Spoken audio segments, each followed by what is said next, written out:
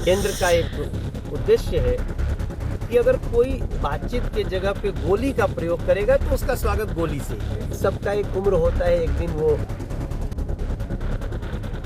Speed कम होती है। अब नीतीश कुमार जी ने राज्यसभा में रहने का फैसला किया कि बंगाल में बीजेपी की सरकार बनने जा रही है। वहाँ के लोग इतने दुखी हो चुके हैं ममता बनर्जी की सरकार से कि वो उसका रिफ्लेक्शन आप ममता दीदी के चेहरे पे देख सकते हैं। गैस में उसी को प्रॉब्लम हो सकता है जिसने गैस का अपना कनेक्शन नहीं लिया। ना तो गैस की किल्लत है, ना तो डीजल की, ना तो पेट्रोल की, ना तो केरोसिन, किसी चीज की दिक्कत। नमस्कार, आप लाइव सिटीज देख रहे हैं। मैं हूं जय शुक्ला। बीजेपी सांसद मनोज तिवारी औरंगाबाद में पहुंचे थे और औरंगाबाद में पत्रकारों ने जब उनसे कई सारे सवाल किए तो उन सवालों के कई सारे जवाब मिले और इन्हीं जवाबों के दौरान वो दौर भी आया जब मनोज तिवारी गोली और गाली की बात करने लगे। अब गोली किसके लिए और गाली किसके लिए, वो आप जब बयान सुनिएगा तो समझिएगा। कुछ ही सेकंड में हम आपको बयान सुनवा देते हैं। इसके अलावा पेट्रोल डीजल को लेकर के जो बातें चल रही है देश में, या फिर खाड़ी देशों में जो युद्ध चल रहा है, उसका जो प्रभाव है क्या देश पर पड़ रहा है, क्या बिहार पर पड़ रहा है, इसे लेकर जब सवाल किया गया तो मनोज तिवारी ने तो यहां तक कहा कि सोचिए अगर ट्रेन भी डीजल पेट्रोल पर चलती तो आज क्या होता। हमारी सरकार यानी कि केंद्र सरकार पिछले 10 सालों से ही इस प्रोजेक्ट पर काम कर रही है कि यदि कोई इस प्रकार का संकट भविष्य में आ जाता है तो कैसे निपटा जाएगा, और वो प्रयास अब रंग ला रहा है। जरा सुनिए। गिरफ्तार होने वाले लोग भी लगभग 2000 हैं। 750 के आसपास न्यूट्रलाइज भी किए गए क्योंकि उनको लाख समझाया गया। वो मुख्य धारा में आने की जगह गोली चलाए। तो अब इस देश का एक केंद्र का एक उद्देश्य है कि अगर कोई बातचीत के जगह पे गोली का प्रयोग करेगा तो उसका स्वागत गोली से ही होगा। ये देश में हर निर्दोष व्यक्ति को, हर व्यक्ति को उसका अधिकार मिले, इसके लिए हम सारी व्यवस्था कर रहे हैं। और आज 31 मार्च का दिन बहुत महत्वपूर्ण है। हम अभी भी हम ये नहीं कहते, कुछ लोग ऐसे होंगे जो छद्म वेश में उनके सहयोगी होते थे, जो आदिवासी समाज को भी, हमारे गरीब समाज को बरगला के कि हम तुम्हारे न्याय के लिए लड़ रहे हैं। लेकिन न्याय का रास्ता तो विकास से होगा ना, लोगों को अनाज देने से होगा, लोगों को उनके गांव में ठीक से सुविधा पहुंच जाए, इससे होगा। और वो कार्य ये सरकार कर भी रही है।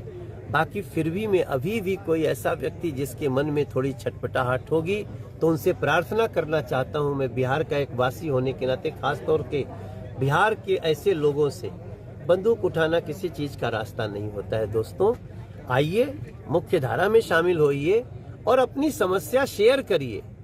हम आपकी समस्याओं को दूर करने का ईमानदार प्रयास करें।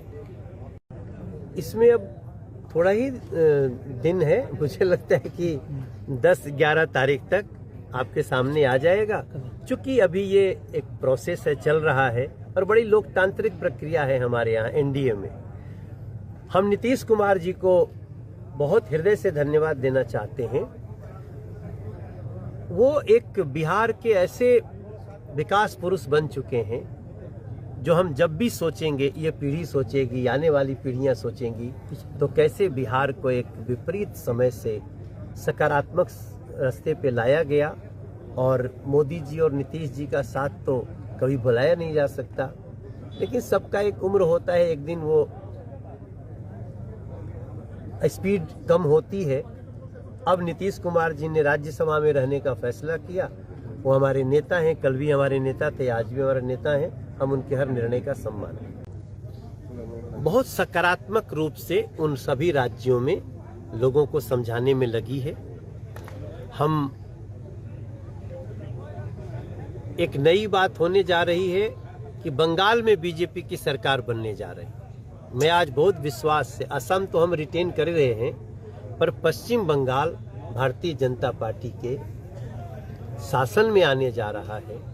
वहाँ के लोग इतने दुखी हो चुके हैं ममता बनर्जी की सरकार से कि वो उसका रिफ्लेक्शन आप ममता दीदी के चेहरे पे देख सकते हैं। जिस प्रकार की बातें, जिस प्रकार के गाली गलौज उनका है, मगर हमें पूरा विश्वास है।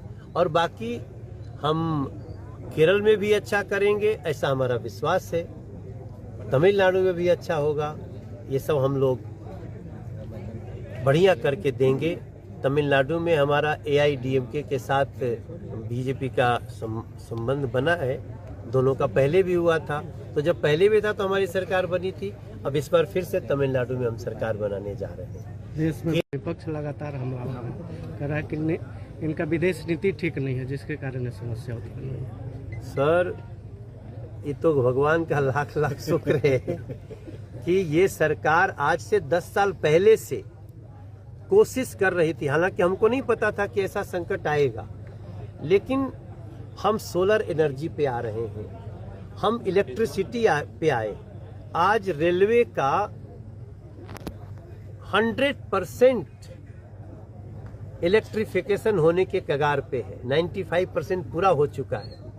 आप सोचिए कि अगर आज रेलगाड़ी डीजल और पेट्रोल से चलती तो हमारी क्या स्थिति होती। हमारी न तो रेल व्यवस्था रुकी है, ना तो हमारी वायुयान व्यवस्था रुकी है, ना तो हमारी गैस व्यवस्था रुकी है।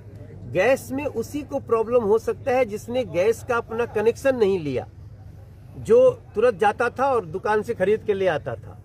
उसको थोड़े समय लग सकते हैं, लेकिन ना तो गैस की किल्लत है, ना तो डीजल की, ना तो पेट्रोल की, ना तो केरोसिन, किसी चीज की दिक्कत नहीं। तो कुल मिलाकर उनके कहने का आशय यही था कि हमारे यहाँ पेट्रोल डीजल को लेकर कोई किल्लत नहीं है और सरकार हर पहलू पर अपनी नजर बनाए हुए है। किसी प्रकार की चिंता देशवासियों को करने की जरूरत नहीं है। इसके अलावा बंगाल चुनाव पर भी मनोज तिवारी ने अपनी प्रतिक्रिया दी, ममता बनर्जी को लेकर भी अपनी सारी बातें कही और इसके अलावा अपराध पर उन्होंने गोली की बात कही और कहा कि अब गोली चलाने वालों को गोली से जवाब दिया जा रहा है, तो ये अच्छी बात है, लोगों को मौका दिया गया लेकिन वो नहीं माने।